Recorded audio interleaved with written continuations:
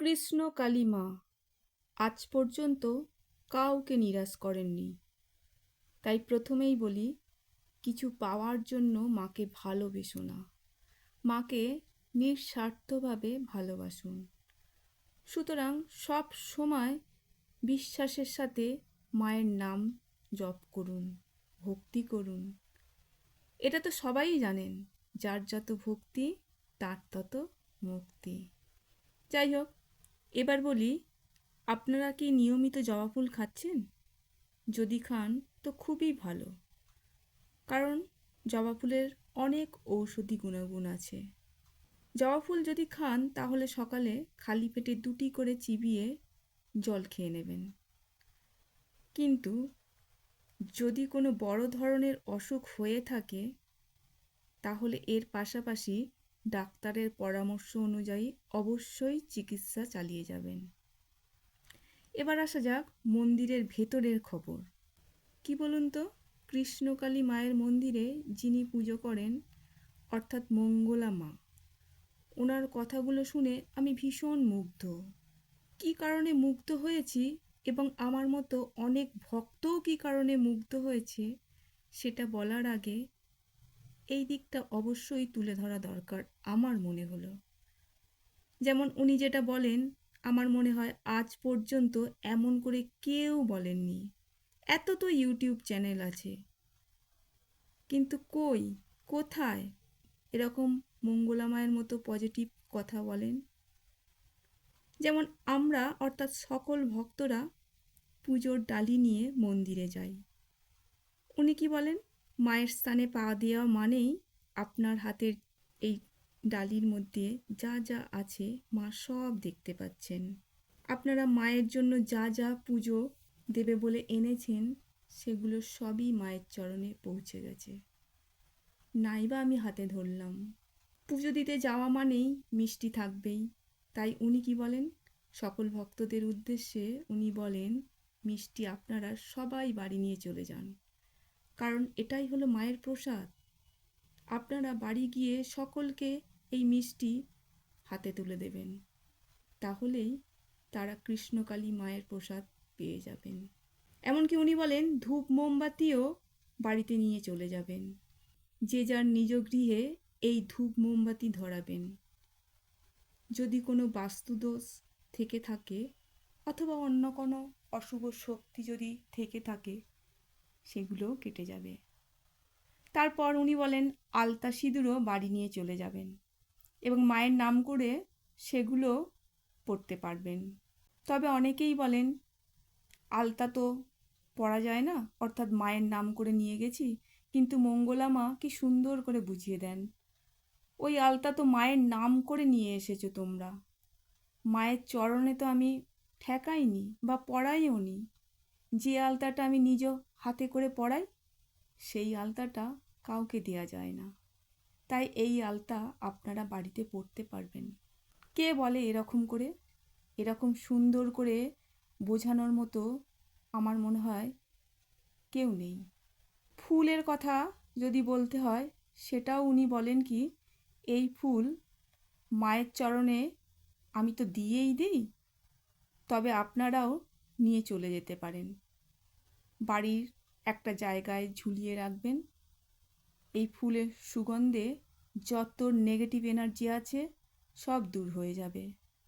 এবার হয়তো অনেকেই বলবে, সবই যদি নিয়ে চলে আসি তাহলে পুজোটা মায়ের কাছে পৌঁছালো কোথায়?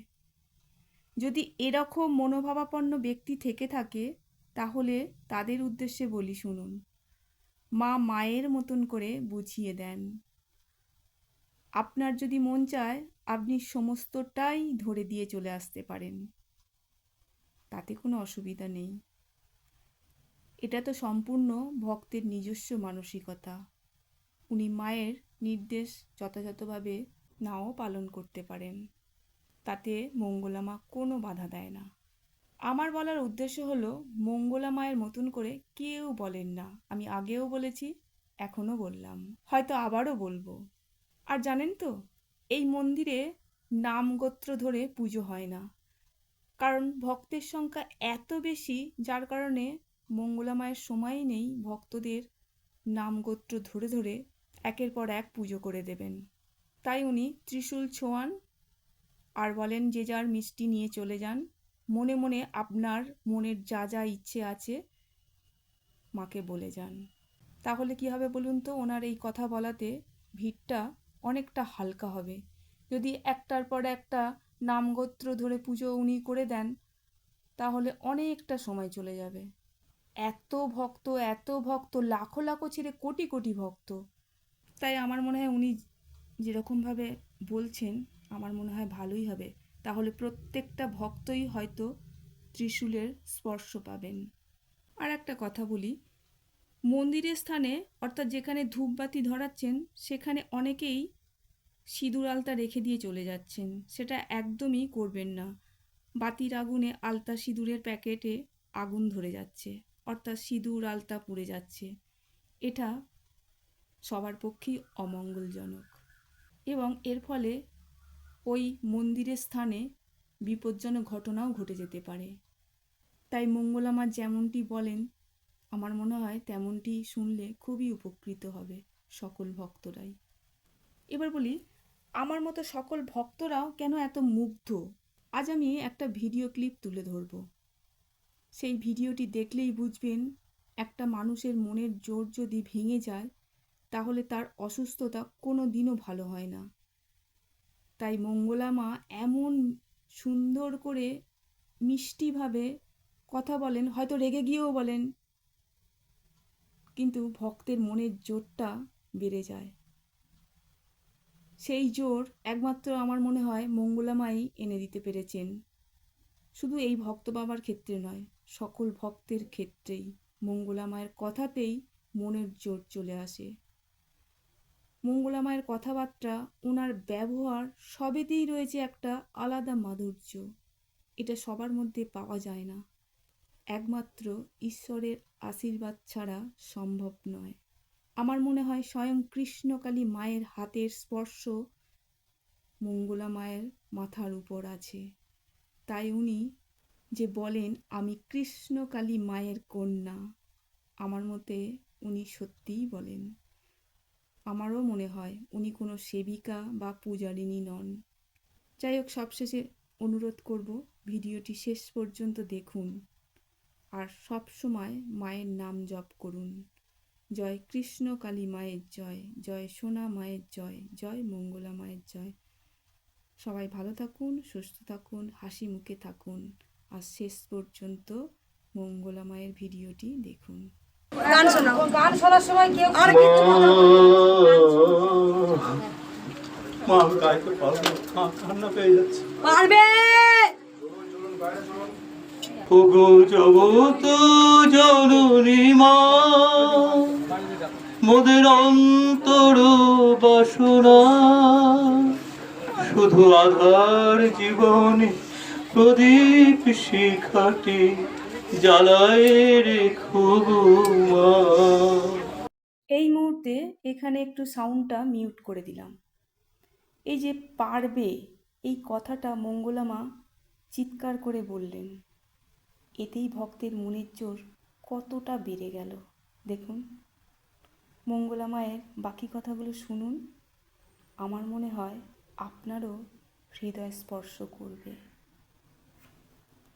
দীপ শিখাটি জ্বালায় রেখো গো মা।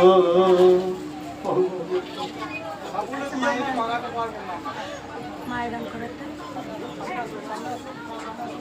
শ্যামা মা কি আমার কালো রে, শ্যামা মা কি আমার কালো,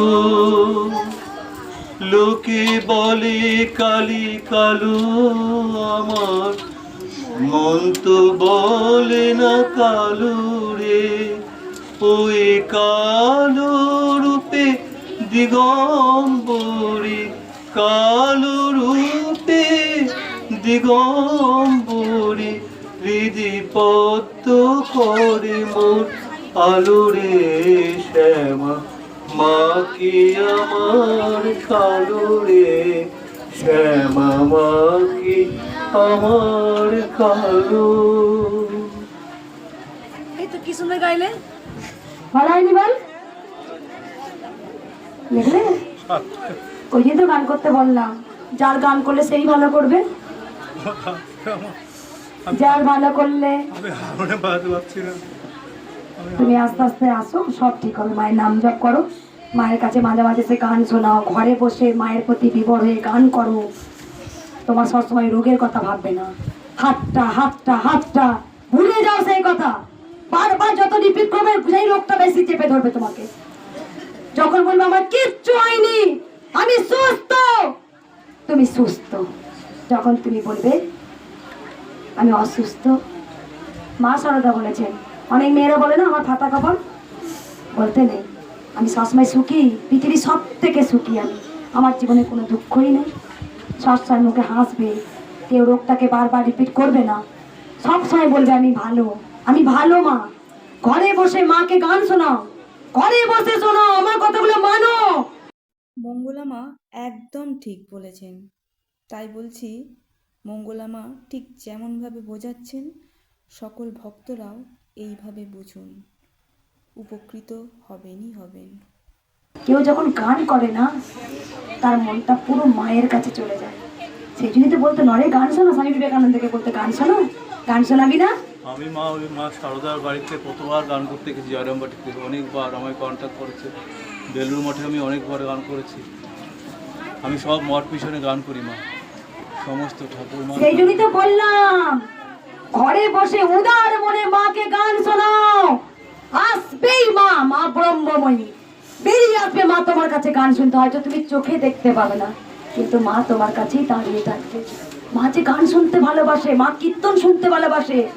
স্বয়ং বৈষ্ণবকে যেন মা ত্রিশূল পাওয়ার আগে কিন্তু আমার হাত দিয়ে আগে ওম নমঃ শিবায় তৈরি হয়েছে, তবেই আমি এই জগতে আসতে পেরেছি।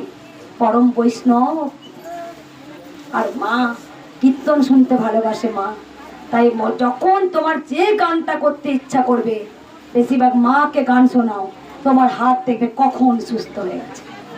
বারবার রোগটা মাথায় আনবে না, তোমরা ওর কানে দেবে না। তুমি জানবে আজ থেকে সুস্থ। তুমি বলো সুস্থ, আমি সুস্থ, আবার বলো আমি সুস্থ, আমি সুস্থ, আমার কিচ্ছু হয়নি বলো আমার তুমি। কিচ্ছু হয়নি, আমি সুস্থ, আমি সুস্থ। একদম।